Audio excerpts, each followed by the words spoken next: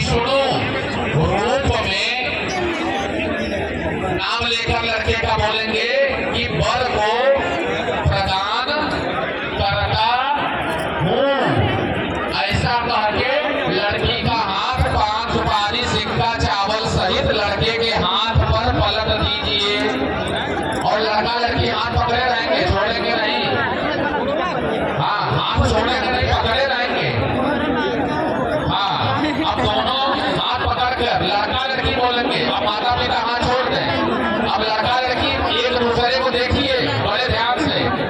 लड़का लड़की एक दूसरे को देखिए, इसको कहते हैं परस्पर निरीक्षण।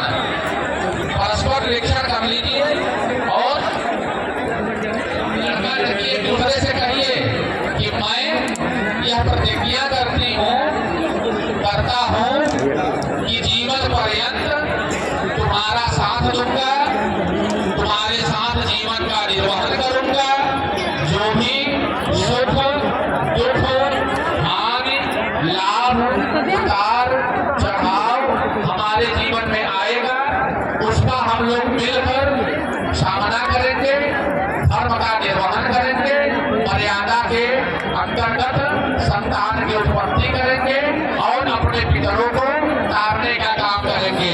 सभी लोग एक साथ पूरे मंडप में बोलिए, श्याम रामचंद्र की, उमापति महादेव की, जगत जननी मां विंध्यवासिनी मैया की। कन्यादान आपका पूर्ण हुआ।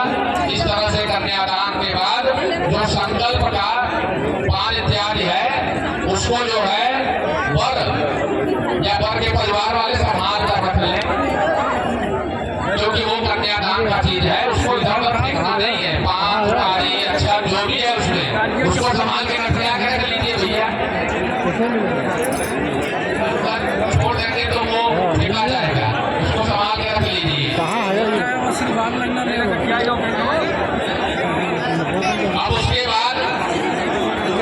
अब उसके बाद सभी लोग जिस विवाह में बंधने जा रहे हैं उस विवाह का जो भी वचन है वो सिंदूर दान के पहले, फेरे लगने के पहले उस वचन को जान लिया जाता है। तो हमारे विवाह में लड़की के 7 वचन होते हैं और लड़के के 5 वचन होते हैं और इन 7-5 वचनों को मिलाकर 12 वचन होते हैं।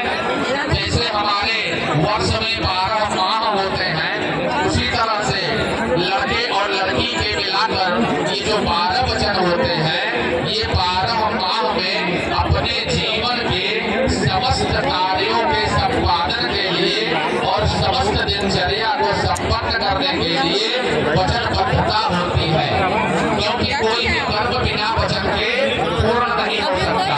इसलिए अपने जीवन में एक दूसरे का साथ देने के लिए सभी वचन देते हैं कि हम तुम्हारे साथ जीवन पर्यंत तुम्हारे अनुकूल होकर रहेंगे।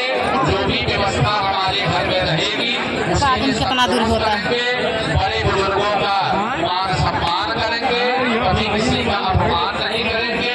यदि हमारे पास धन संपदा बढ़ती है